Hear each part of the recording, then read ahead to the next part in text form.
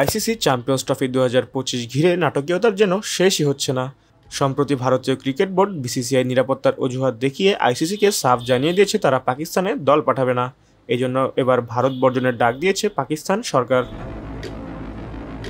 আন্তর্জাতিক টুর্নামেন্টের সঙ্গে রাজনীতি বা দুই দেশের বৈরিতা না মেলাতে অনুরোধ করে আসছিল পাকিস্তান সরকার, কিন্তু নিজেদের সিদ্ধান্তেই অনড় ভারত। ফলে ভারত বর্জনে উত্তাল পাকিস্তান সরকার এবং জনগণ। বেশ কয়েক বছর ধরে পাকিস্তানের মাটিতে অস্ট্রেলিয়া, ইংল্যান্ড, নিউজিল্যান্ড, দক্ষিণ আফ্রিকা সহ টেস্ট খেলুড়ে দেশগুলো অনায়াসে সফর করছে। তবে শুধু ভারত নিরাপত্তার কথা বলে যেতে চায় না পাকিস্তানে। প্রতিবেশী দেশের এমন আচরণ দেখে কঠোর পদক্ষেপ নিতে যাচ্ছে পাকিস্তান।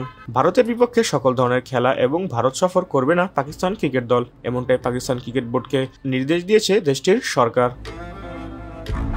তবে ভারত এবং পাকিস্তানের এমন শত্রুতার ফলে বড়সড় আর্থিক ক্ষতির মুখে পড়তে যাচ্ছে আইসিসি। আসন্ন চ্যাম্পিয়ন্স ট্রফিতে ভারতের বিপক্ষে পাকিস্তান না খেললে সম্প্রচারের ক্ষেত্রে ক্ষতির সম্মুখীন হতে পারে ক্রিকেটের সর্বোচ্চ এই সংস্থাটি। পাকিস্তানে ভারত দল না পাঠালে পাকিস্তানও ভারতে যাবে না। এমনকি হাইব্রিড মডেলের টুর্নামেন্ট অনুষ্ঠিত হলেও বা নিরপেক্ষ কোনো দেশে টুর্নামেন্ট আয়োজন করলেও ভারতের বিপক্ষে খেলবে না পাকিস্তান।